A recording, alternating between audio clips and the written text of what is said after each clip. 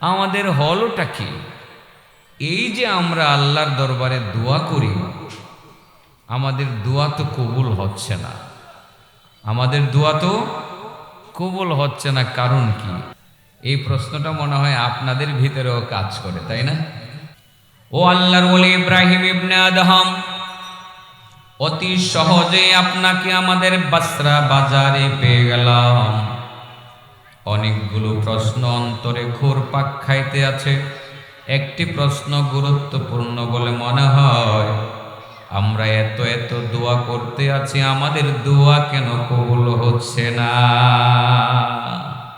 জটিল প্রশ্ন। আসলে কি জটিল না? সত্যিই তো। চোখের পানি ফেলে দিয়েই তো কাঁদি, দোয়া তো করি, হচ্ছে না তো কবুল। আজ চতুর্দিক থেকে গ্রাও করে ফেলা হয়েছে গাজাকে, ফিলিস্তিনকে চতুর্দিক থেকে ঘিরে ফেলা হয়েছে। ইসরায়েলি বাহিনী ট্যাঙ্কের বহর নিয়ে চতুর্দিক থেকে গ্রাও করে ফেলেছে ফিলিস্তিনের মুসলমানদেরকে। আল্লাহ সাহায্য যে আসবে এটা দিলে বিশ্বাস আছে, ইনশাআল্লাহ আসবে।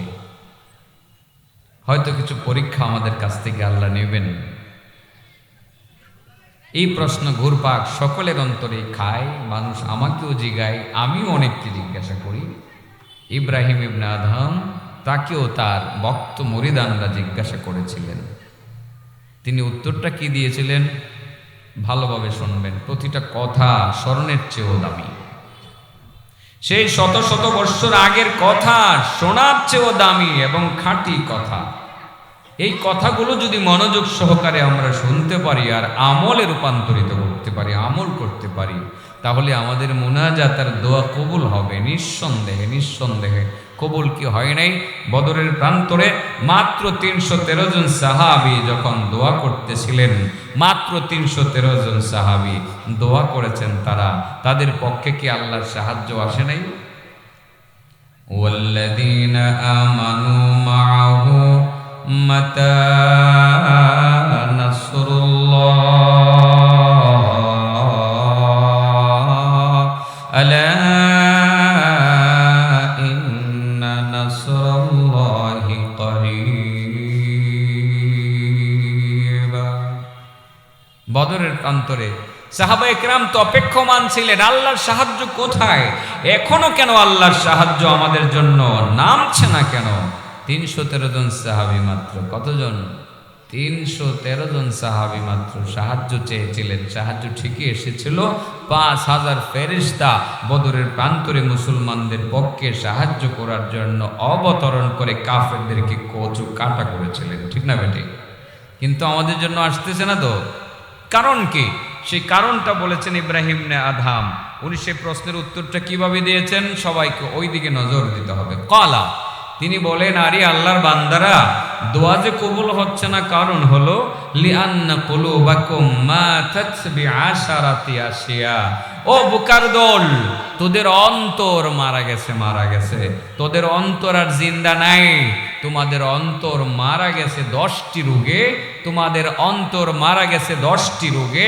এই 10টি রোগে অন্তর মারা যাওয়ার কারণে মরা অন্তরের দোয়া আসমানে উঠে না, উঠতে পারে না। মরা অন্তরের দোয়া ফিলিস্তিনের মাটিতেও যায় না, যেতে পারে না। ইব্রাহিম ইবনে আদহাম বলেছেন, আমাদের অন্তর মারা গেছে কয়টা রোগে?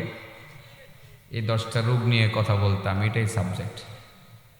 জানি না কে খুশি হবেন, কে বেজার হবেন, কারণ কথাগুলো তো বলতে হবে। সব কটা কথাই তো হাদিস কোরআন থেকে নেওয়া।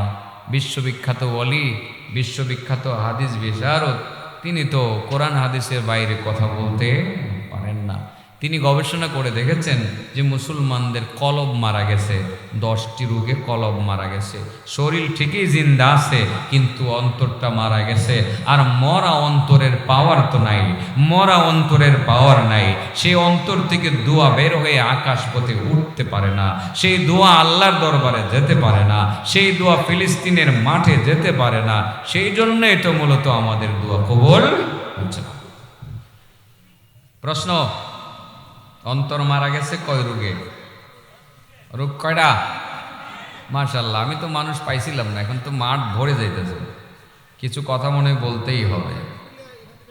তাহলে অন্তর মারা গেছে 10 কারণে, আমি একটা একটা করে বলি, সব কটা কথা মনে রাখবেন, দিলে দিলে রেকর্ড করবেন। হযরত ইব্রাহিম ইবনে আদহাম বলেন 10টা রোগে অন্তর মারা গেছে। তখন উপস্থিত জনতা, বসরা বাজারের লোকজন বললেন, ক্বালু ওয়া মা হিয়া, ও আল্লাহর ওলি, তাহলে এই 10টা রোগ কি, একটু নাম বলেন, কোন রোগের কারণে আমাদের অন্তরগুলো মারা গেছে? তিনি বললেন, 1 নম্বর, ইন্নাকুম আরাফতুমুল্লাহ, ইন্নাকুম আরাফতুমুল্লাহ, ইন্নাকুম আরাফতুমুল্লাহ ফালা তুআদ্দু হাক্কাহ। ও আল্লাহর বান্দারা, তোমরা সবাই আল্লাহকে ভালোভাবে চিনো, ভালোভাবে জানো, এটা সত্য। সবাই এই কথা মানো যে আল্লাহ তিনি সৃষ্টিকর্তা, আল্লাহ তিনি পালন কর্তা, আল্লাহ তিনি রিজিকের মালিক, আল্লাহ তিনি বিচারের দিবসের মালিক, আল্লাহ তিনি সুস্থতার মালিক, আল্লাহ তিনি অসুস্থতার মালিক, আল্লাহ তিনি ক্ষমতা দেয়ার মালিক, আল্লাহ তিনি ক্ষমতা নেয়ার মালিক, আল্লাহ তিনি ইজ্জতের মালিক, আল্লাহ তিনি বেউজ্জতের মালিক, আল্লাহ সব কিছু করেন। জান্নাতের মালিক আল্লাহ, জাহান্নামের মালিক আল্লাহ, এই পৃথিবীতে খাওয়ায় বান্দা বান্দিদেরকে আল্লাহ। তোমরা আল্লাহকে ভালোভাবে জানো, আল্লাহর পরিচয় তোমাদের কাছে ভালোভাবে আছে, তারপরেও কিন্তু একটা রোগ হয়ে গেছে, সেই রোগের কারণে তোমাদের দোয়া কবুল হচ্ছে না। ফালা তুআদ্দু হাক্কাহু, তোমরা আল্লাহর পরিচয় জানার পরেও তোমরা আল্লাহর হক আদায় করো না। আল্লাহ থেকে বান্দার হক আদায় করেন। বান্দাকে খাবার দিতে হবে, আল্লাহ দেন। বান্দাকে সুস্থতা দিতে হবে, আল্লাহ সুস্থতা দেন। বান্দার মনের শান্তি দিতে হবে, আল্লাহ শান্তি দেন। ধানের জমিনে ধান দিতে হবে, আল্লাহ সেই দায়িত্ব পালন করেন। আম গাছে আম দিতে হবে, আল্লাহ তার দায়িত্ব পালন করেন। সাগরে পানি বৃদ্ধি করতে হবে, আল্লাহ তার দায়িত্ব পালন করেন। টিউবওয়েল দিয়ে পানি উঠাইতে হবে, আল্লাহ তার দায়িত্ব পালন করেন। আল্লাহ বান্দার প্রতি যে হকগুলো আছে, বান্দার হকগুলো আল্লাহ একটা একটা ভাবে নিয়মিত আদায় করে যাচ্ছেন। কিন্তু ও আমার বন্ধুরা, আল্লাহর বান্দারা, তোমরা কিন্তু আল্লাহর হক আদায় করতে পারতেছ না, তোমরা আল্লাহর হক আদায় করো না। এই রোগটাই মূলত তোমাদের অন্তরের ভিতরে ঢুকছে, আর তোমাদের অন্তরটা সেই কারণেই মারা গেছে। আর মুর্দা অন্তরের দোয়া আসমানে ওঠে না, মুর্দা অন্তরের দোয়া ফিলিস্তিনে যায় না। ইব্রাহিম ইবনে আদহামের কথা শত শত বৎসর আগের কথা মিলছে কিনা? এই মিয়া বদরের প্রান্তরে সাহায্য আসছিল, তো সাহাবায়ে কেরাম তো অপেক্ষমান ছিলেন কবে আসবে সাহায্য। আল্লাহ রাসূল হাত উঁচু করে দোয়া শুরু করে দিয়েছিলেন, ওগো আল্লাহ, আজকে তোমার এই বান্দাগুলো 313 জনকে যদি তুমি মাবুদ ধ্বংস করে দাও, কাফেররা যদি বিজয়ী হয়ে যায়, আগামী দিনে তোমাকে আল্লাহ বলে ডাকার মতো কেউ থাকবে না। মুহূর্তের মধ্যে 5000 ফেরেশতা বিখামসাতি আলাফিম মিনাল মালাইকাতি মুসাব্বিমিন, 5000 ফেরেশতার সাহায্যের জন্য অবতরণ করেছিলেন। কেন মুসলমানদের পক্ষে সাহায্য এসেছিল? কারণ সে 313 জন মুসলমানের মধ্যে একজন মুসলমানও এমন ছিল না যে মুসলমান নামাজ পড়তো না, ঠিক না বেঠিক? তার মানে 100% মুসলমান আল্লাহর হক যথাসময়ে আদায় করতেন, 5 ওয়াক্তের নামাজ যথাসময়ে আদায় করতেন। সেই কারণেই মূলত তাদের দোয়া কবুল হয়ে গিয়েছিল, আসমান থেকে ফেরেশতা অবতরণ করেছিলেন। তাহলে এবার বলেন, ইব্রাহিম ইবনে আদহামকে মানুষ জিজ্ঞাসা করলেন, মালানা নাদু ফালা ইউস্তাজাবু লানা, হযরত জি, আমরা তো দোয়া করতেছি, আমাদের দোয়া কেন কবুল হয় না? ইব্রাহিম ইবনে আদহাম বলেছিলেন, ক্বালা লি আন্না কুলুবাকুম মাতাত বিআশারাতি আশিয়া, 10 10টা রোগের কারণে তোমাদের অন্তরটা মারা গেছে, সেই কারণে তোমাদের দোয়া কবুল হয় না। এক নাম্বার হলো ইন্নাকুম আরাফতুমুল্লাহ, তোমরা আল্লাহকে ভালোভাবে জানো, চেনো, তিনি সব কিছুর মালিক, তোমরা সেটা জানো, কিন্তু তোমরা আল্লাহর হক আদায় করো না। আল্লাহর হকের মধ্যে প্রথম গুরুত্বপূর্ণ হক হলো আল্লাহকে সিজদা করা, নামাজ পড়া। এবারটা কয়জন মুসলমান নামাজ পড়ে? কয়জন? দোয়া যে কবুল হইতো, হ্যাঁ কয়জনে নামাজ পড়ে? শতকরা 15% মুসলমান নামাজ পড়ে। এসব করে দেখছি 15% মুসলমান নামাজ পড়ে না।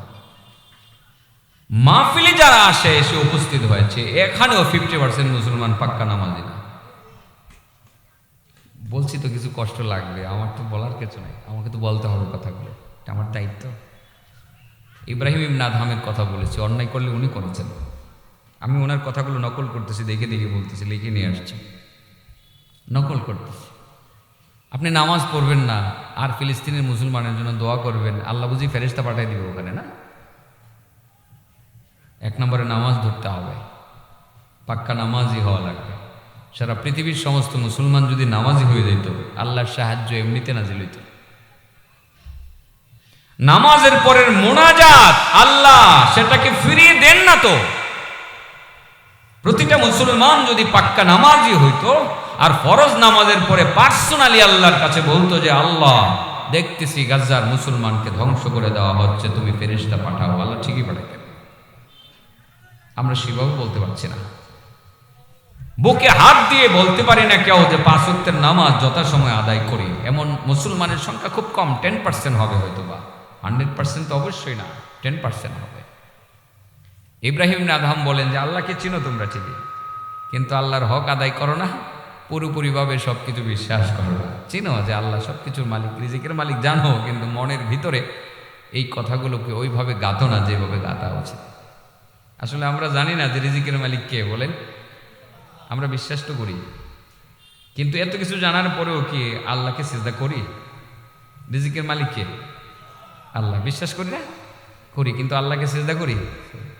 আজ থেকে নামাজি হয়ে যাব আমরা সবাই, ওয়াজ বেশি আর করবো না, নিয়তই করছি যে ওয়াজ কমাই দেবো আস্তে আস্তে।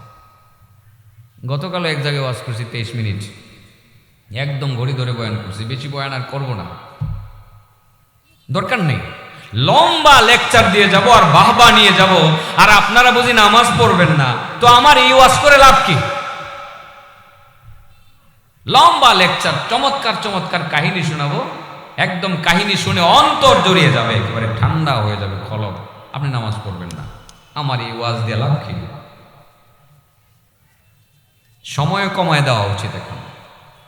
আব্দুল্লাহ ইবনে মাসউদের নীতি আদর্শ ঠিক ছিল, কথা কম বলতেন, বেশি বললে যদি আবার ভুল হয়, ভুল হইলে যদি নবীর হাদিসের মেসদাক হয়ে যায়, মান কাযাবা আলাইয়া মুতাআম্মিদান ফালিয়াতাবাওয়া মাকআদাহু মিনান নার, ইচ্ছাকৃতভাবে যে ব্যক্তি আমার উপর মিথ্যা চাপিয়ে দিল তার ঠিকানা জাহান্নামে হোক, এমন যদি কিছু বলে ফেলি, আমার মনে হয় সেই নীতি আমাদের অনুসরণ করা উচিত।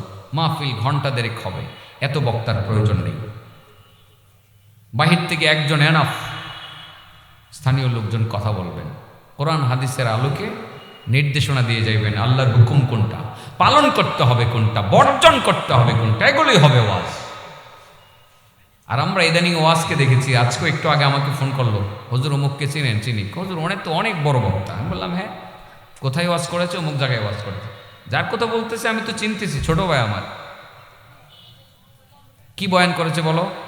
হুজুর খুব ভাষণ দিয়েছে ইদানিং, মাঠ গরম করছে। সাবজেক্ট কি ছিল বলতে পারে না, 10 মিনিট আগের কথা, আমি এখানে আসার আগের কথা, নামাজ শুরু করার 5 মিনিট আগের কথা। এখানে সম্ভবত সে আসতেছে, এসেও যাবে হয়তো বা কিছুক্ষণের ভিতরে। কেমন কথা? সে নিজে সাবজেক্টটা বলতে পারলো না, মাঠটা গরম করতে পারলো। আরে বাবা, মাঠ গরম করা এটা কি দায়িত্ব নাকি আমাদের? হ্যাঁ, নেই অন্যায়ের বিষয়টা যখন আসবে সেটা তো বলবোই, কিন্তু ওয়াজের সাবজেক্ট, একমাত্র সাবজেক্ট এটা হতে পারে না যে আমি মাঠ গরম করব। আজকে সুর দিয়ে মানুষকে অন্ধ বানায় রাখা, বেহুশ করে রাখা, মাঠ গরম করে মানুষকে নাচানো, এটা একটা ট্র্যাডিশন হয়। ওয়াজ নাই মাঠে, ওয়াজ হারিয়ে গেছে। যেখানে বড় মাহফিলের নাম নেবেন সেখানে ওয়াজ নাই, সেখানে মাঠ গরম করা। আমাদের বুজুর্গানি দিনের যে ওয়াজ শুনতাম ছোটবেলায়, সে ওয়াজ আর শুনি না তো।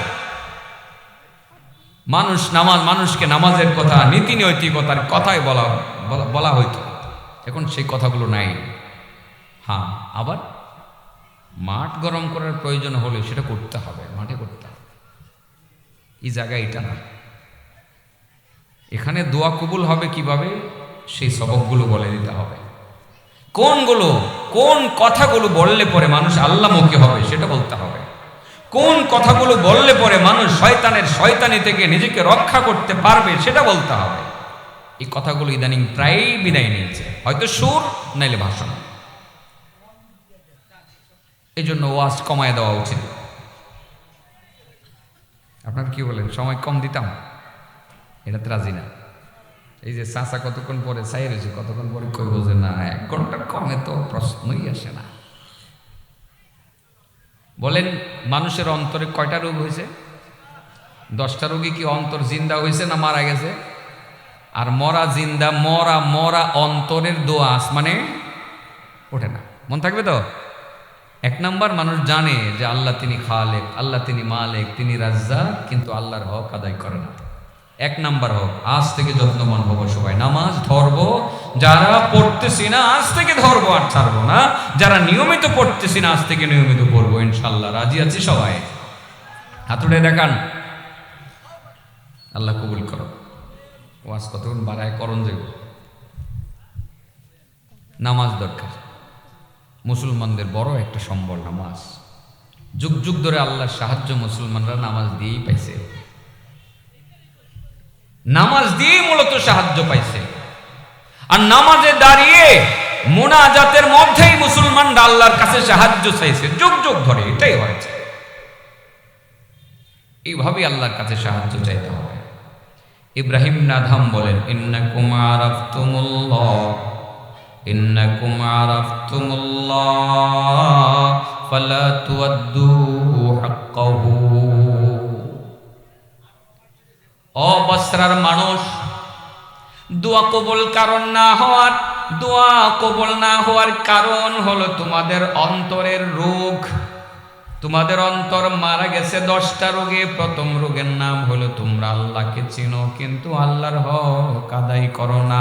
নামাজ আদায় না করার রোগ তোমাদের মধ্যে ঢুকে গেছে, নামাজ আদায় না করার রোগ তোমাদের অন্তরে ঢুকে গেছে, সেই জন্য দোয়া কবুল হচ্ছে না। 2 নাম্বার রোগ হলো জাআমতুম আন্নাকুম তুহিব্বুনাল্লাহ ওয়া রাসূলা। তোমরা মুখে মুখে দাবি করো তোমরা আল্লাহকে ভালোবাসো, আল্লাহর রাসূলকে ভালোবাসো। মুখে ভালোবাসার দাবি, মুখে মুখে ভালোবাসার স্লোগান দাও, মুখে মুখে প্রেম ভালোবাসার স্লোগান দাও। পক্ষান্তরে সুম্মা তারাকতুম সুন্নাতাহু, মুখে ভালোবাসার স্লোগান দেওয়ার পরে তোমরা নবীর সুন্নতটা ছেড়ে দাও। সুন্নত ছেড়ে দেওয়ার রোগ তোমাদের অন্তরে হয়েছে, সেই কারণে তোমাদের অন্তর মারা গেছে। সেই মরা অন্তরের দোয়া আসমানে ওঠে না, মরা অন্তরের দোয়া ফিলিস্তিনের মাটিতে যায় না। মুখে মুখে ভালোবাসার নমুনা আপনারা দেখেছেন কি? ডুল পিটাইয়া ভালোবাসার প্রদর্শন। রবিউল আউয়াল মাস আসে, জশ্নে জুলুসে ঈদে মিলাদুন নবী। ভালোবাসি নবী, তোমাকে সবচেয়ে বেশি ভালোবাসি। মুখের ঘোষণা ভালোবাসি, মুখে মুখে ভালোবাসি, ডোল পিটাইয়া ভালোবাসি, কেক কাটটা ভালোবাসি। কাটেনি? বড় কেক বানায়, কেক কাটে, নবীরে ভালোবাসি। হ্যাঁ, ডোল পিটাইয়া নাচে। চট্টগ্রামে দেখলাম ঈদে মিলাদুন নবী, ঈদ উদযাপন করেন, নাচে। শতকরা 80% নবীর প্রেমিকদের থুতায় দাঁড়িয়ে। ঠিক না বেটি? বাবা এগিয়ে হাসির কথা বলতেছি, হাসি আসতেছি বিদায় বলতেছি, বাস্তবতার সাথে মিল আছে না নাই? মুখে মুখে ভালোবাসা, পক্ষান্তরে সত্যিকার অর্থে ভালোবাসা নাই। ইব্রাহিম ইবনে আদহাম বলেন, আরে তোমাদের রূপটা কোন জায়গায় আমি ধরতে পারছি। জামতুম আন্নাকুম তুহিব্বুনাল্লাহ ওয়া রাসূলাহু সুম্মা তারাকতুম সুন্নাতাহু। আল্লাহর বান্দারা, তোমরা মুখে মুখে দাবি করো যে তোমরা আল্লাহকে ভালোবাসো, আল্লাহর রাসূলকে ভালোবাসো, কিন্তু বাস্তবে তোমরা নবীর সুন্নতকে বর্জন করো, সুন্নতের ধারে কাছে যেতে চাও না, সুন্নত তোমাদের ভালো লাগে না।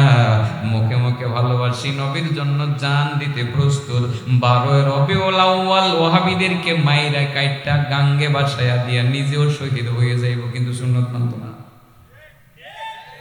ঠিক না? সুন্নত মানত না। নবীর সুন্নতটা কি? আরে 12 রবিউল আউয়াল মাসে আমার 12 রবিউল আউয়ালে নবীর জন্মদিন, এবার এটা সোমবার হোক যেবারই হোক, নবীর জন্মদিন সোমবারই ছিল, এদিন তো নবী রোজা রাখতেন। কি রাখতেন? এই জন্য আপনারা মদিনায় গেলে দেখবেন মদিনার মানুষ শতকরা 95% সোমবার দিন আর বৃহস্পতিবার দিন রোজা রাখে। মদিনার মানুষ আমার নবীকে ভালোবাসতো কম না বেশি? কেমন ভালোবাসা বাসতো! মক্কা থেকে তারা আমার নবীকে 500 করে মদিনায় নিয়ে গেছে। আগেই কয়েকটা কাফেলা গেছে, ইয়া রাসূলুল্লাহ মদিনায় এসে পড়েন, আমরা আপনার ডানে বামে আছি। কিরকম ভালোবাসা, কি অভ্যর্থনা জানাই আমার নবীকে মদিনায় নিয়েছিলেন নবীর সাহাবায়ে কেরামগণ। নবীকে ছোট ছোট শিশু বাচ্চারা তালে তালে, মানে সুরের তালে তালে নবীকে মদিনায় অভ্যর্থনা জানিয়েছিলেন। এই মদিনার মানুষের থেকে আমরা নবীকে বেশি ভালোবাসি। মদিনার মানুষ তো সোমবার দিন আমার নবীর জন্মের দিন রোজা রাখে, আর বাংলাদেশের মুসলমান সোমবার দিন আমার নবীর জন্মের দিন তারা ঈদ করে। ঈদের দিন আর রোজার দিন কি দুইটা এক না উল্টা?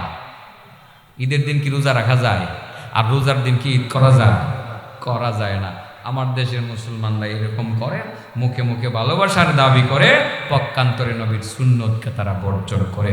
বাবা, একটা একটা সুন্নত যদি আঁকড়ে ধরা যায়, নবীর সুন্নত যত বেশি নিজের ভিতরে আসবে, ততই অন্তর জিন্দা হবে, কলব জিন্দা হবে, কলবের পাওয়ার বাড়বে। আল্লাহর দরবারে দোয়া করলে দোয়া দ্রুত কবুল হবে। সুবহানাল্লাহ। কয় কারণে অন্তর মারা গেছে? 1 নম্বর, আমরা আল্লাহরে চিনি কিন্তু আল্লাহর হক আদায় করি না, অর্থাৎ হক আদায় না করার রোগ, এই রোগ আমাদের অন্তরে ঢুকছে। আর 2 নম্বর, সুন্নত বর্জন করার রোগ ঢুকছে। সুন্নত বর্জন করার রোগ ঢুকে গেছে। সুন্নত যত সারণ যায়, একটা সেফটি কইরা বক্তব্য দেওয়ার সময় একেবারে মুহাম্মদুর রাসূলুল্লাহর গুণাগুণ বলতে বলতে বলতে বলতে একেবারে নবীর প্রেমিক সাইজা যায়। কয়দিন আগে শুনলাম আমার নবীর গান গাইতে, আমার নবীর গুণ গাইতেছে একজন বিচারক, সুপ্রিম কোর্টের একজন বিচারক। এক মহিলা, পর্দা বলতে কিছু নাই, মাথার কাপড়ও নাই, সে চট্টগ্রামে গিয়ে একটা অনুষ্ঠানে আমার নবীর বড় গুণ গাইতেছে, আহলে বাইতের গুণ গাইতেছে। আর যারা মনে করেন এদের এই আওতার বাইরে, তাদেরকে কাফের বলতেছে, দুশ্মন বলতেছে। চিন্তা করলাম, তুমি যে এইভাবে নবীর শানে কথা বলতেছো, সুন্নত তো তোমার মধ্যে নাই, ফরজটাই তো নাই, মাথার কাপড়টাও তো তুমি দিতে পারলা না, তুমি আজ নবীর প্রেমিক সাজলা। আসলে এটাই তো অন্তরের রোগ, যে মুখে মুখে ভালোবাসার কথা বলবা কিন্তু অন্তরে সেটা থাকবে না, আমলে সেটা থাকবে না। এটাই তো রোগ, আর এই রোগের কারণেই তো দোয়া কবুল হবে না। এর মধ্যে 9 নম্বরটা অনেক জটিল হবে, এগুলো তো আস্তে আস্তে বলতেছি, সইতে পারতেছেন। 9 নম্বরটা কিন্তু সইতে পারবেন না, সাংঘাতিক কঠিন। আমি লিখে দেখে দেখে বলতেছি। কারণ কয়টা বলেন? দেখালে ঘড়ি কয়টা বাজে? হ্যাঁ, সময় আছে ইনশাআল্লাহ। 3 নম্বর, قرأتمul Qur'an ওয়ালাম তা'মালু বি। ইব্রাহিম ইবনে আদহাম বলেন, আল্লাহর বান্দারা, তোমাদের 3 নাম্বার রোগ হলো, তোমাদের অন্তরের 3 নাম্বার রোগ হলো, তোমরা কোরআন শরীফ ঠিকই তিলাওয়াত করো। ফজরের পরে তোমরা কোরআন তিলাওয়াত করো, জোহরের পরে কোরআন তিলাওয়াত করো, নামাজে কোরআন তিলাওয়াত করো, বিভিন্ন সময় অবসর পাইলে তোমরা কোরআন তিলাওয়াত করো। তিলাওয়াত করতে তোমাদের ভুল হয় না, কিন্তু আলাম তা'মালু বিহি, কোরআন তিলাওয়াতের মধ্যে, তিলাওয়াতকৃত আয়াতের মধ্যে আল্লাহ যে হুকুমগুলো দিচ্ছে সেই হুকুমগুলো তোমরা পালন করো না। কোরআনের আয়াত পড়ে নাকি কামাই করতেছো, আহাল্লাল্লাহুল বাইআ ওয়া হাররামার রিবা, আল্লাহ তিনি ব্যবসাকে হালাল করেছেন, সুদকে হারাম করেছেন। এই আয়াতটা পড়ে প্রতিটা অক্ষরে 10টা করে নেকি আপনি কামাই করে নিচ্ছেন। ও বন্ধুরা, তোমরা 10টা করে নেকি কামাই করে নিচ্ছ, কিন্তু নির্দেশটা মানো না। আল্লাহ বলছেন ব্যবসা করো, সুদ পরিহার করো। অর্ধেক মানতেছো, ব্যবসা করতেছো ঠিকই, আবার সুদের ব্যবসাও করতে আছো। সেই জন্য তোমাদের অন্তরে 3 নাম্বার রূপটা ভালোভাবে ঢুকছে। কোরআনের উপরে আমল না করার একটা রূপ তোমাদের অন্তরে ঢুকছে। এই রূপটার কারণেই মূলত তোমাদের অন্তর মারা গেছে। আর তোমাদের অন্তর মারা যাওয়ার কারণে মুর্দা অন্তরের দোয়া আসমানে উঠে না, মরা অন্তরের দোয়া আসমানে উঠে না, ফিলিস্তিনের মাটিতেও যায় না। ক্লিয়ার? হ্যাঁ, তাহলে কোরআনের উপর আমল করতেই হবে। কোরআনে যা যা বলে তা করতে হবে। কোরআন বলছে ব্যবসা করো, করবেন, সমস্যা কি? কোরআন বলছে সুদ হারাম, সুদ খাওয়া যাবে না। এ বিষয়ে তো বহু বলা হয়ে গেছে, আমার এগুলো বলার আর এখন দরকার নাই। আমার পক্ষ থেকে, মুখ থেকে বলা সেই সুদ বিরোধী কথাগুলো আপনারা বহুবার শুনেছেন, আপনাদের সেটা মুখস্থ হয়ে গেছে। কোরআনে আল্লাহ বলছে যে আমার উপরে পূর্ণ আস্থা বিশ্বাস রাখো, হ্যাঁ, কিন্তু আমরা সেটা রাখছি না। অনেক সময় মনে হয় যে আজকে যদি আমি হারামটা না খাই, সম্ভবত আমি আর খাওয়া দাওয়াই পাবো না, খাইবই না। আসলে আল্লাহ তো আমাদেরকে এই শিক্ষাটা দেন নাই। কোরআনে আমাদেরকে শিক্ষা দিচ্ছেন যে তুমি তোমার কাজ করে যাও, রিজিকের মালিক আমি আল্লাহ, তোমাকে রিজিক দিব। এটা সত্য না মিথ্যা বলেন তো? বাস্তব পরীক্ষিত একটা আমল, তো পরীক্ষিত আমল। ওয়ামা মিন দাব্বাতিন ফিল আরদি ইল্লা আলাল্লাহি রিজকুহা ওয়া ইয়ালামু মুস্তাকাররাহা ওয়া মুস্তাওদাআহা কুল্লুন ফি কিতাবিন মুবিন। পৃথিবীতে এমন কোনো প্রাণী নাই যে প্রাণীর রিজিকের দায়িত্ব আমি আল্লাহ নেই নাই। সমস্ত প্রাণীকে আমি খাওয়াই। কোরআন পড়তে হবে আর সেটা বিশ্বাস করতে হবে, কোরআন অনুযায়ী আমল করতে হবে। আপনার ইমানের পাওয়ার তখন বাড়বে, অন্তরের পাওয়ার তখন বাড়বে। এই পাওয়ারফুল শক্তিশালী অন্তর নিয়ে দোয়া করলে দোয়া কবুল হবে, আসমানে উঠবে, ফিলিস্তিনের জমিনে পৌঁছবে, মুসলমানদের বিজয় নিশ্চিত হবে। কয় কারণে অন্তর মারা গেছে? কটে গেছে? হ্যাঁ, 4 নাম্বার আকালতুম নি'মাতাল্লাহ। ব্যাখ্যা দিলে অনেক সময় লাগবে, এই জন্য একটা একটা করে বলে ফেলছি। 9 নম্বরটা বলতেই হবে, এটা না বললে আমার পেটের ভাত হজম হবে না। কারণ আমি মানুষকে অ্যাটাক না করলে আমার ভালো লাগে না। অ্যাটাকটা একটু করতাম আর কি। অ্যাটাক আসলে উদ্দেশ্য কষ্ট দেওয়ার জন্য না, চিকিৎসার জন্য আর কি। আকালতুম নি'মাতাল্লাহ ওয়ালাম তুয়াদ্দু শুকরাহা। ইব্রাহিম ইবনে আদহাম বলেন, ও বস্ত্রার মানুষ, আল্লাহর বান্দারা, আমারে তোমরা ধরছো, তোমাদের অন্তর 10টা রোগে মারা গেছে। এই অন্তরের দোয়া কবুল হবে না। এর মধ্যে 4 নাম্বার রূপটা হলো, তোমাদের অন্তরের রূপটা হলো তোমরা আল্লাহর নিয়ামত খাইতে আসো। সব নিয়ামত আল্লাহর দেয়া নিয়ামত খাইতেছো। ভাত খাইতেছো আল্লাহর দেয়া নিয়ামত, রুটি খাইতেছো আল্লাহর দেয়া নিয়ামত, বাতাস খাইতেছো আল্লাহর দেয়া নিয়ামত। দুনিয়াতে আল্লাহর দেয়া নিয়ামত তোমরা বক্ষণ করতে আছো। ওয়ালাম তুয়াদ্দু শুকরাহা, কিন্তু তোমরা নিয়ামত খাওয়ার পরেও নিয়ামতের শুকরিয়া আদায় করতেছো না। শুকরিয়া আদায় না করার রোগ তোমাদের অন্তরের ভিতরে ঢুকে গেছে। শুকরিয়া আদায় না করার রোগ তোমাদের অন্তরে ঢুকে গেছে। আলহামদুলিল্লাহ তোমরা বলো না। কয়জন মুসলমান খাওয়া শেষ করে আলহামদুলিল্লাহ বলে? আমার মনে হয় শতকরা 25 জন মুসলমান খাওয়া শেষ করে আলহামদুলিল্লাহ বলে না। এই যে বিয়ার অনুষ্ঠানের মধ্যে 1000 মানুষ দাওয়াত খাইতে গেল, বড় বড় রোস্ট খাইলো, আস্তা মুরগি খাইলো, বিরাট বড় বড় খাসির টুকরা খাইলো, কাচ্চি বিরিয়ানি খাইলো, খাওয়া শেষে বলে খাবারটা ভালো হয়েছে, অনেক ভালো হয়েছে, সেটাও বলে, কিন্তু আলহামদুলিল্লাহ বলে 1000 মানুষের মধ্যে 100 জন পাওয়া যাবে না, ঠিক না বেঠিক? ইব্রাহিম ইবনে আদহাম বলেন, তোমাদের রূপটা হলো 4 নাম্বার রূপটা হলো তোমরা আল্লাহর নিয়ামত খাইতে থাকো, আল্লাহর দেয়া নিয়ামত তোমরা সব সময় ভক্ষণ করো, কিন্তু প্রতি উত্তরে তোমরা আল্লাহর শুকরিয়া আদায় করো না। এই জন্য নিয়ম হইল আল্লাহর দেওয়া নিয়ামত খাওয়ার পরে বলবো কি? আলহামদুলিল্লাহ। বলবো কি? আলহামদুলিল্লাহ, আলহামদুলিল্লাহ, আলহামদুলিল্লাহ বলবো। এটা হলো মুখের শুকরিয়া, এবং আমলের শুকরিয়া হলো আল্লাহর হুকুম মানা। কটা গেছে? শুকরিয়া আদায় করবো। তাহলে এখন থেকে কি করব? আল্লাহর হক আদায় করব, নামাজ পড়ব, নবীর সুন্নত একটা একটা করে ধরব, কোরআনের যে আয়াতটা বুঝবো, যতটুকু বুঝবো আমরা আমল করার চেষ্টা করব, আর আল্লাহর নিয়ামত খাওয়ার পরে শুকরিয়া আদায় করব। এইভাবে আমাদের অন্তরটাকে আমরা জিন্দা করব, অন্তরটাকে শক্তিশালী করব, অসুস্থ অন্তরকে সুস্থ করব, তবে আমাদের দোয়া কবুল হবে। গেল আপনার 4 নাম্বার। 5 নাম্বার জটিল কথা, কুলতুম ইন্না শাইতানা আদুকুম। আরে তোমরাই তো বলো শয়তান খারাপ, শয়তান দুশ্মন। শয়তান যে দুশ্মন এটা সবাই বলে। আপনি দেখবেন যে কিছু কিছু মানুষ আছে জিন্দিগিতে নামাজ পড়ে না, এও আরেকজন মানুষের শয়তান বলে গালি দেয়। তার মানে সে বুঝাইতে চায় যে শয়তান মানুষের দুশ্মন, ঠিক না বেটি? শয়তান মানুষের দুশ্মন। যে এখানে ইব্রাহিম ইবনে আদহাম বলেন, আরে তোমরাই তো বলো যে শয়তান হলো মানুষের দুশ্মন, নিজেরাই তো তোমরা সেটা বলো। ওয়া ওয়াফাকতুমুহু, পরক্ষণে নিজেরাই তো শয়তানি শুরু করে দেয়।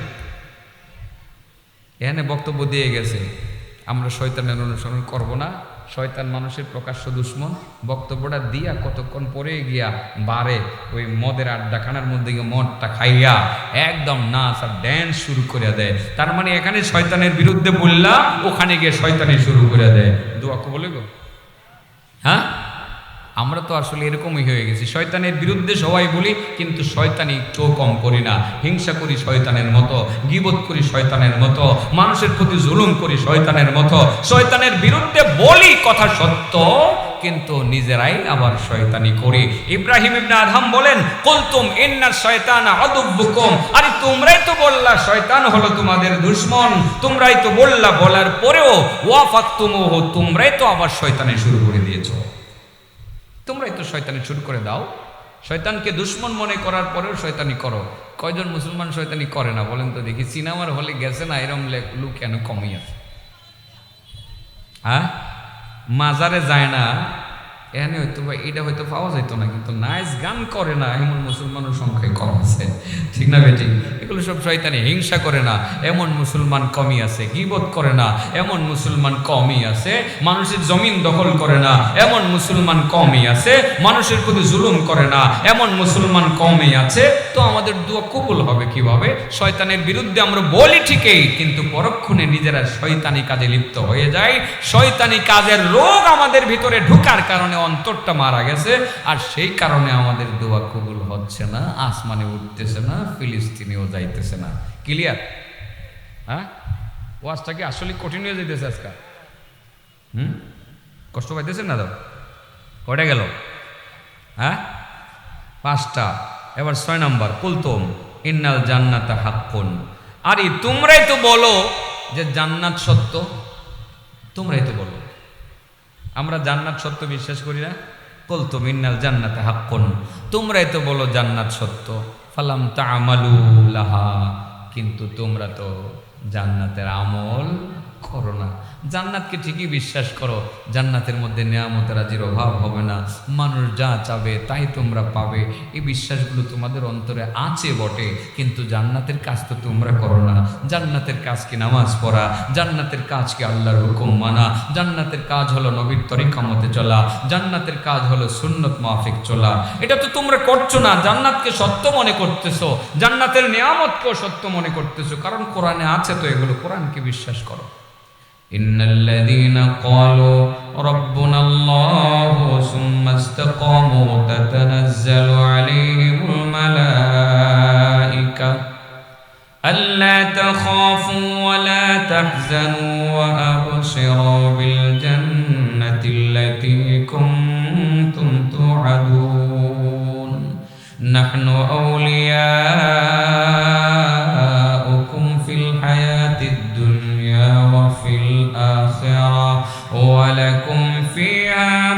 تشتهي أنفسكم ولكم فيها ما تدعون نزلا من غفور رحيم আল্লাহ নিজেই বলেন জান্নাতের মধ্যে তোমাদের মনে যা চাবে তাই তোমরা পাবে, তোমরা মনে মনে যা কল্পনা করবে তাই তোমরা পাবে, মুখে যা তোমরা দাবি করবে তাই তোমরা পাবে, সব পাবে, তোমরা সব পাবে। কুলতুম ইন্নান নার হাক্কুন, তোমরাই তো বলো জাহান্নাম সত্য। ইব্রাহিম ইবনে আদহাম বলেন, ও আমার মুরিদের দল, ও আল্লাহর বান্দারা, ও ইরাকের জনগণ, বসরার মানুষ, তোমরা তো মনে করো, তোমরা দাবিও করো জাহান্নাম সত্য, কিন্তু জাহান্নাম থেকে তোমরা পলায়ন করার চেষ্টা করতেছো না। জানো জাহান্নামে যাওয়া লাগবে, কিন্তু জাহান্নাম থেকে তোমরা ভাগতেছো না। ও আল্লাহর বান্দারা, আমার সাথে বলেন আল্লাহুম্মা জিরনি মিনান নার, বলেন আল্লাহুম্মা জিরনি মিনান নার, আল্লাহুম্মা জিরনি মিনান নার, আল্লাহুম্মা জিরনি মিনান নার, আল্লাহুম্মা জিরনি মিনান নার, আল্লাহুম্মা জিরনি মিনান নার, আল্লাহুম্মা জিরনি মিনান নার। আজকে মাগরিবের নামাজের পরে কয়জনে পড়ছেন 7 বার?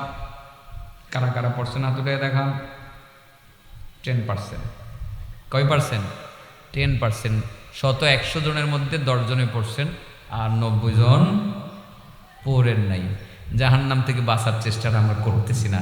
মাগরিবের নামাজের পর, মাগরিবের নামাজের পর কারোর সাথে কথা বলার আগে আল্লাহ নবীর নির্দেশ হলো 7 বার পড়ো আল্লাহুম্মা জিরনি মিনান নার। নবীজি বলেন, যে ব্যক্তি মাগরিবের নামাজের পরে 7 বার আল্লাহুম্মা জিরনি মিনান নার বলবে, কারোর সাথে কথা বলার আগে, এই মাগরিবের পর থেকে ফজরের আগ পর্যন্ত এর ভিতরে যদি তার মরণ হয়, আল্লাহ রব্বে কারীম জাহান্নাম থেকে তার জন্য মুক্তির ব্যবস্থা করে দিবেন। সুবহানাল্লাহ বলেন।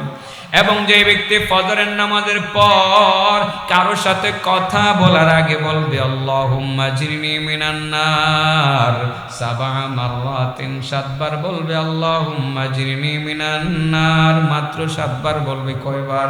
মাত্র 7 বার বলবে। 7 বার আল্লাহুম্মা জিরনি মিনান নার বললে ফজর থেকে মাগরিব পর্যন্ত এর ভিতরে যদি আল্লাহর বান্দার মরণ হয়ে যায়, আল্লাহ রব্বে কারীম জাহান্নাম থেকে মুক্তির ব্যবস্থা করে দিবে। আমরা জানি জাহান্নাম সত্য, কিন্তু জাহান্নামের আগুন থেকে আমরা পানা চাইতেছি না, মুক্তি চাইতেছি না, জাহান্নাম থেকে ভাগতেছি না, আমরা ভাগার মতো কাজ আমরা করতেছি না। এই রোগটা আমাদের অন্তরে ঢুকে আমাদের অন্তরটারে মাইরা ফেলছে, অসুস্থ বানায় ফেলছে।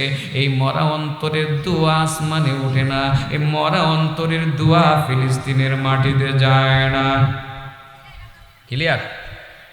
তাহলে আল্লাহুম্মা জিরনি মিনান নার আমলটা চলবে তো নাকি আগামীকাল থেকে? এটা আমার মনে হয় সবাই জানি, আমরা সবাই তো করবো না এই আমলটা।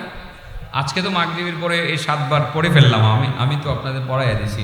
আগামী ফজর থেকে এই আমলটা শুরু হবে তো। কত পার্সেন্ট? কারা কারা পড়বেন তো হাত উঠে দেখান।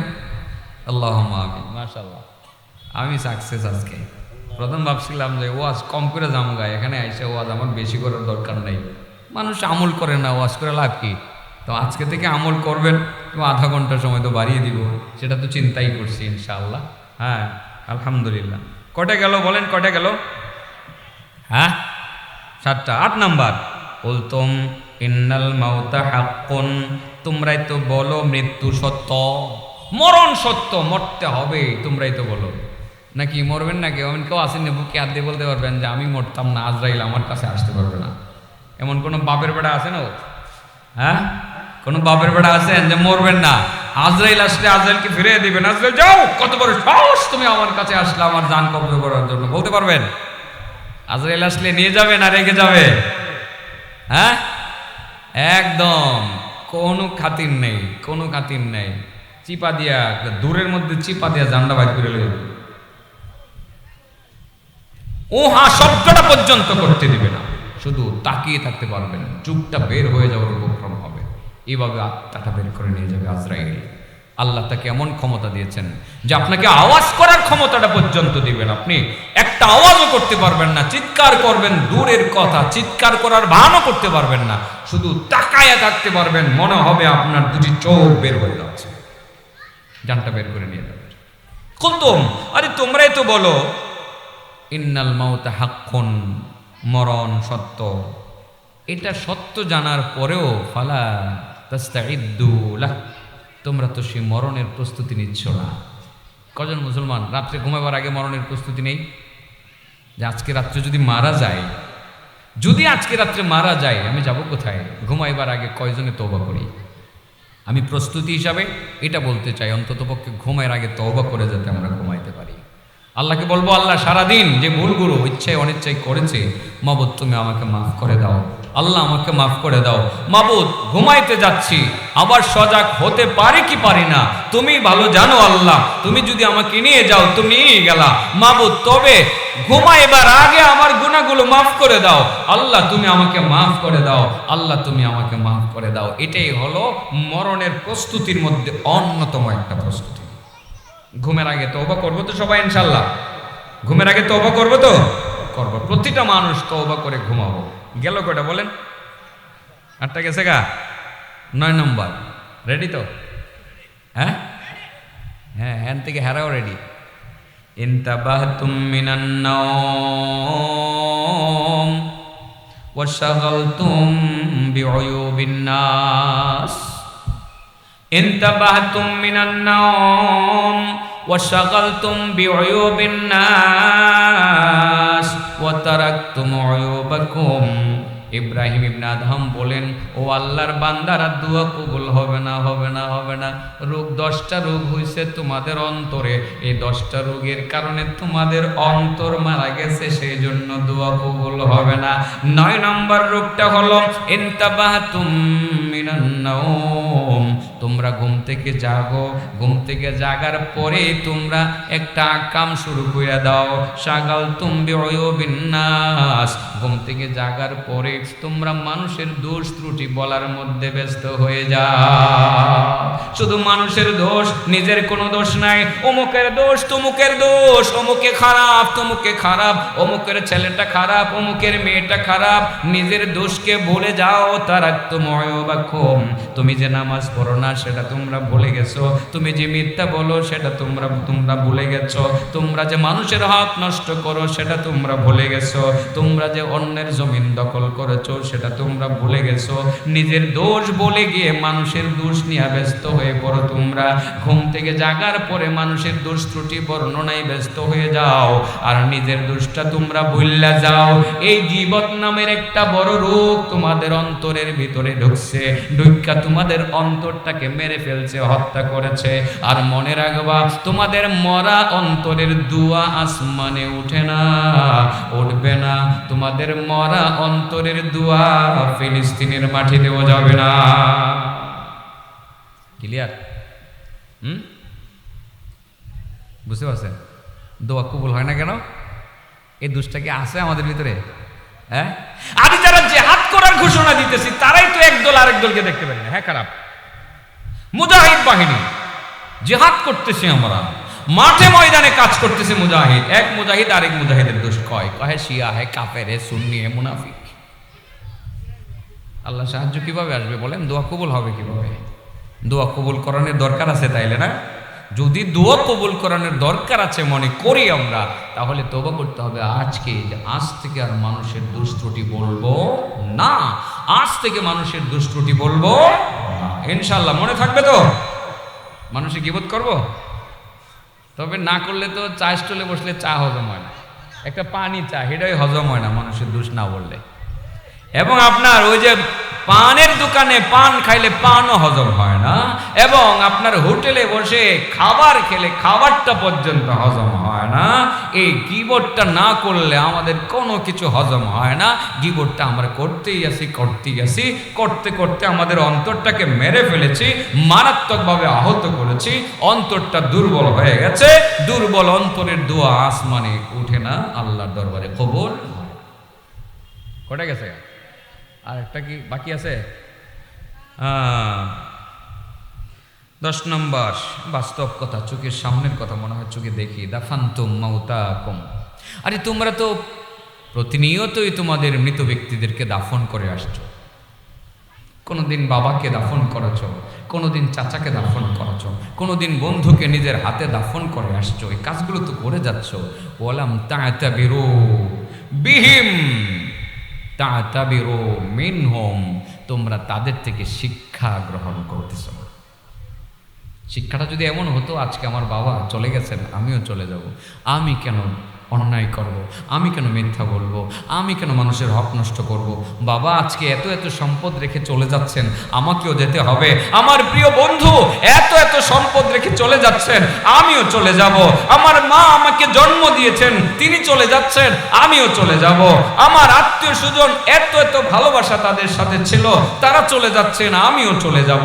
এখান থেকে যদি শিক্ষা গ্রহণ করতে পারতাম আমরা, আমিও মরবো, আমিও মরবো, আল্লাহর দরবারে হাজিরা আমাকেও দিতে হবে। যদি শিক্ষাটা গ্রহণ করতে পারতাম, আমাদের দ্বারায় 10টা পাপের একটি পাপও হইতো না, আমাদের অন্তরটা জিন্দা থাকতো। আর দোয়া করলে ডাইরেক্ট বদরের প্রান্তরে যেমন সাহাবায়ে কেরামের জন্য দোয়া কবুল হয়েছিল, এমন কবুল হয়ে যেত। 10টা রোগে আমরা মারা গেছি। আমরা কি গেছি? মারা গেছি। 1 নম্বর রোগ, ইব্রাহিম ইবনে আদহাম বসরার বাজারে যাওয়ার পরে বসরার লোকজন ওনাকে জিজ্ঞাসা করলেন, মা লানা নাদউ ফালা ইউস্তাজাবু লানা, যে হুজুর আমরা দোয়া করি, দোয়া কবুল হয় না কেন? উত্তর দিয়েছিলেন, কারণ হলো তোমাদের অন্তর 10টা রোগে মারা গেছে, এই কারণে তোমাদের দোয়া কবুল হয় না। 1 নম্বরে তোমরা আল্লাহকে চেনো কিন্তু আল্লাহর হক আদায় করো না, নামাজ পড়ো না। 2 নম্বর তোমরা মুখে বলো নবীকে ভালোবাসো কিন্তু নবীর সুন্নত ছাইড়া দাও। 3 নম্বর তোমরা কোরআন তিলাওয়াত খুব সুন্দর সুন্দরভাবে করতে পারো, মধুর কণ্ঠে কোরআন তিলাওয়াত করতে পারো কিন্তু কোরআনের উপরে আমল করো না। 4 নম্বর তোমরা আল্লাহর নিয়ামত ভক্ষণ করো, কথা সত্য, কিন্তু শুকরিয়া আদায় করো না। 5 নম্বরে তোমরা নিজেরাই বলো শয়তান মানুষের দুশমন কিন্তু পরক্ষণে তুমি নিজেই শয়তানের শুরু করে দাও। এবং 6 নম্বর তোমরা বলো জান্নাত সত্য কিন্তু জান্নাতে যাওয়ার আমল করো না। 7 নম্বরে তোমরা বলো জাহান্নাম সত্য কিন্তু জাহান্নাম থেকে পালায়নের চেষ্টা করো না। 8 নম্বর তোমরা বলো মৃত্যু সত্য কিন্তু তার জন্য প্রস্তুতি নেও না। 9 নম্বরে তোমরা ঘুম থেকে জাগ্রত হয়ে মানুষের দুষ্ত্রুটি বলে বেড়াও, খুঁজে বেড়াও, নিজের দোষ তোমরা দেখো না। গীবত নামের রোগ তোমাদের অন্তরে সৃষ্টি করে ফেলেছ। এবং 10 নম্বর তোমরা প্রতিনিয়ত মানুষের লাশ দাফন করে যাচ্ছ কিন্তু সেখান থেকে তোমরা শিক্ষা গ্রহণ করছো না। এই 10টা রোগ যদি আমরা নিজেদের অন্তর থেকে সরাইতে পারি, আমাদের দোয়া কবুল হবে নিঃসন্দেহে। এটাই আমি তিলাওয়াত করেছিলাম। ওয়াকালা রাব্বুকুম উদউনি আস্তাজিব লাকুম ইন্নাল্লাযীনা ইস্তাকবিরুনা আন ইবাদাতি সায়াদখুলুনা জাহান্নামা দাখিরিন। আল্লাহ বলেন, ও নবী তোমার রব তো বলেই দিয়েছেন, আমি তো বলে দিয়েছি, উদউনি আস্তাজিব লাকুম, তোমরা আমাকে ডাকো আমি তোমাদের ডাকে সাড়া দিব। আল্লাহর কমিটমেন্ট, ডাকে সাড়া দিবেন। হ্যাঁ সত্যিই দিবেন যদি আমাদের অন্তরটাকে 10টা রোগ থেকে আমরা সুস্থ করতে পারি। কিভাবে করব? একটু হোমিও মেডিসিন দিয়ে যাই, 1 ফোঁটা মেডিসিন ইউজ করবেন ওয়ানলি, সব কটা রোগ আজকেই ভালো হয়ে যাবে। সেই মেডিসিনটা হলো আজকেই ঘুমাবার আগে আপনি ওযু করে আপনি আল্লাহর দরবারে হাত উঠাবেন, হাত উঠিয়ে বলবেন, আল্লাহ এই অন্যায়গুলো আমি করেছি, বাস্তব সত্য, আমার অন্তরে এই রোগগুলো হয়েছে, মাবুদ একটা চিকিৎসা তুমি করে সুস্থ করে দাও। মাবুদ চিকিৎসাটা আমি জানি কোন চিকিৎসা, মাবুদ আমি জানি তুমি এইভাবেই আমাকে সুস্থ করবা, আমি এই চিকিৎসাটা ফলো করছি। মাবুদ তোমার দরবারে তওবা করতেছি, অন্যায়গুলো আমি করব না। মাত্র 1 ফোঁটা চোখের পানি চোখ থেকে বের করে ফেলে দিবেন, গরম পানি ফেলে দেওয়ার লগে লগে আপনার এই সমস্ত অন্তরের যত রোগ বালা আছে মুহূর্তের মধ্যে ধ্বংস হয়ে যাবে, অন্তর শক্তিশালী হয়ে যাবে। এইভাবে যদি সারা পৃথিবীর মুসলমান অন্তরটাকে শক্তিশালী করতে পারে, এই শক্তিশালী অন্তরের দোয়া দ্রুত গতিতে আকাশে উঠবে। এই দোয়া ফিলিস্তিনের মাটিতে মুহূর্তের মধ্যে যাবে, ইসরায়েল বাহিনী মুহূর্তের মধ্যে পরাস্ত হবে ইনশাআল্লাহ। আল্লাহ আমাদের তৌফিক দান করুক।